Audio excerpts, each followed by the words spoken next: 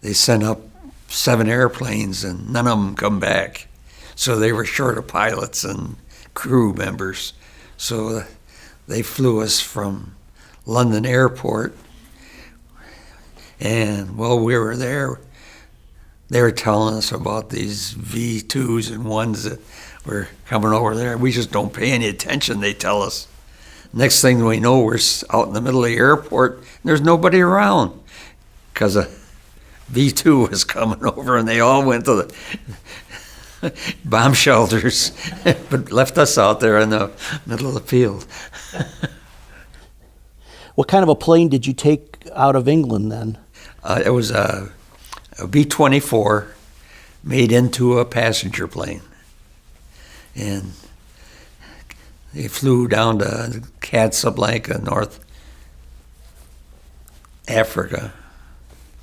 And there we stayed overnight. And,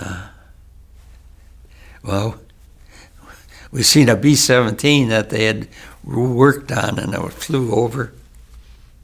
And first one motor stopped, then the next motor stopped, and they landed in the desert. Nobody got hurt or anything. But the ground crew was trying to get credit for flying time, and they'd worked on the airplane. So that gave them a lesson on do a better job. That probably gave you pause. It must have concerned you. I mean, you're flying over to take the place of a group where all the planes got shot down, and then you get over there, and then one of the planes they're testing has trouble too. Yeah. Okay. And then so from Casablanca you went to Italy then? Yeah. Okay. And you were assigned to? The 483rd Bomb Group. That was in the 15th Air Force? Yes. And you said the 5th Wing. And the 816th Bomb Squadron? Yeah. Okay. So when you got to Italy, you were in the 843rd. How many squadrons were in that group? There's 4 squadrons, and that's all there were on this one field. So the field would set up 28 airplanes on a mission. Okay. And each squadron was 7 planes. Okay. So that field would put up 28 planes for a mission. Yeah. Okay. And what field was that? Stepperoni. Okay. How many missions did you end up flying? 35. Okay. But did they give you extra credit for some missions that were longer than others, or how did that work? Well, that's the way they were doing it at that time. If you went on a long mission, they'd give you double credits, and you had to fly 50 missions.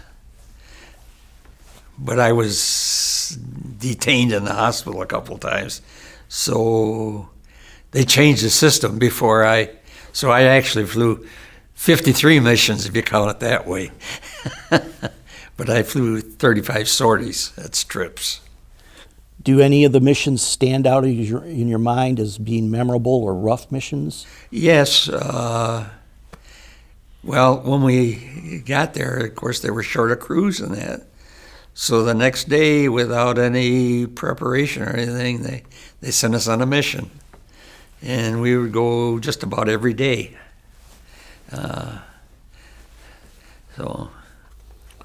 What was the longest mission that you flew? 9 hours in the air. And being a waist gunner, I didn't have a seat or a seatbelt. It'd stand up the whole time. Oh, geez. Yeah. When you were flying missions, did you encounter many German fighters? No. That longest mission was 75 miles south of Berlin. And it was like in the spring. And had favorable winds. That's why they could go that far. That would have been in the That spring. was the longest mission they had ever flown. Was that the spring of 45 then? Yeah. And later on they went to Berlin, but I wasn't on that. I was already finished up. Did you have fighter escorts for your missions? Yes. What kind of planes? P-38s like that one flying there. And so then after about halfway through my missions, they switched over to P-51s. And that was much better because the P-38s could only go halfway to our target. They could go as far as we could go, but they couldn't stay in the air as long. So were the P-51s and the P-38s based near you, or were they further? no, they based them closer to the front lines. They kept the bombers. We were in a latitude of like Naples, and they were up closer to the front lines, not real at them, but so that way they didn't have to go so far. Okay. Now, the base that you flew out of, was that a captured German base, or? No, it was an olive farm. And the construction guys just made a runway out in the olive farm? Yeah, it was on a plateau.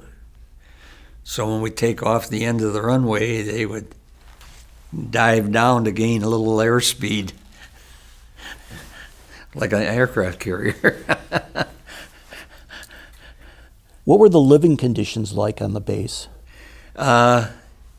We lived in tents, and 6 enlisted men to a tent, and mud floors, and we went through the winter there, and we had 55-gallon drums. They'd cut them in half around the middle and set them on the dirt, and then cut a hole in the top. Sometimes put a can in the hole and drip 100-octane gasoline in there.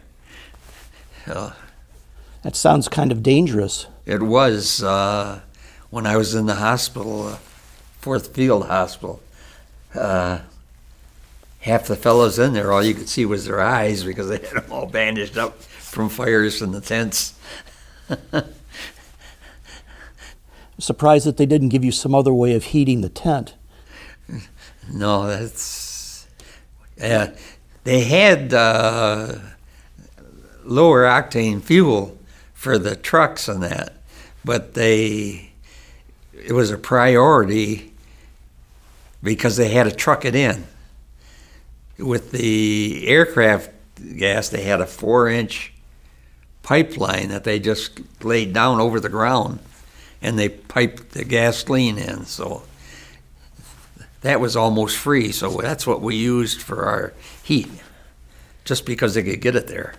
Did you eventually improve your tent so that you put a floor in it, or? Oh yeah, our tent, we put in the fins for the bombs. They come in a metal crate, about that big square, and we took the sides of them and put them in the floor and made a floor so it wasn't so muddy. What was the food like? Well,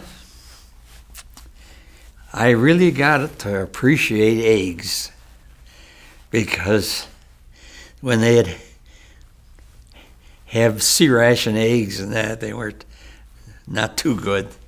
But then when they'd say we got fresh eggs today, so we're looking forward to that.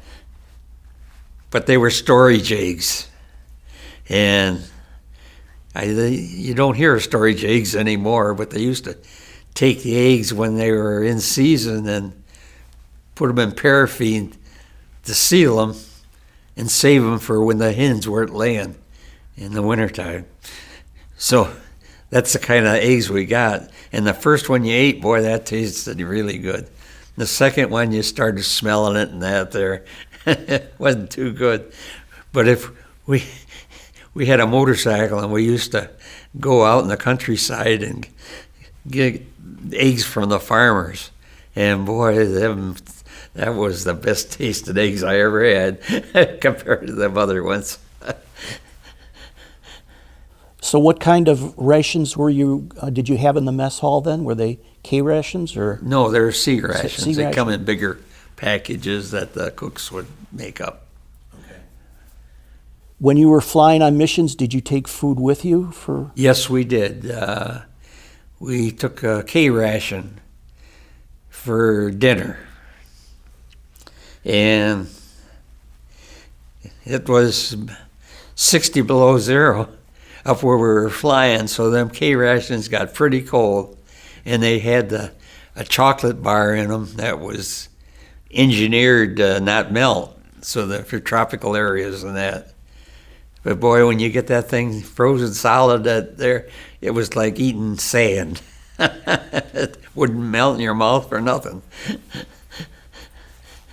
When you were flying on the missions, were you wearing heated suits then? Yes, we were, yeah. Everything was heated. Our boots were heated, pants, shirt. The only thing that wasn't heated was our helmet. And that was, in my helmet, our base wasn't all that a high priority base. So we were kind of slow on getting stuff. And my helmet was all leather, no lining. And that's all I had. And I ended up in the hospital with sinus troubles and that because of their helmet. And doesn't sound very warm. no. And the waist gunner's position was right behind the ball turret. Well, the ball turret had to turn around. So there was air leaks around it, and they put a plywood fence there about that high to block the air. But the guys would go through the airplane and step on that, and it would break.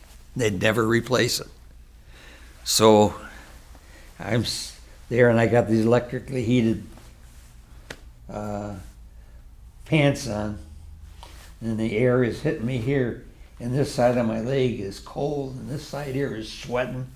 And after a while, I got so my skin was going like a horse to chase the fly. The skin would shake. But that's the way it was. Now the heated boots were a special boot, right? There wasn't a. Yes, you couldn't wear them over your shoes. So when you bailed out, you didn't want to lose your shoes because you might have to walk and go in a prison camp. So they would tie their shoes onto their parachute harness so they'd have them when they got down.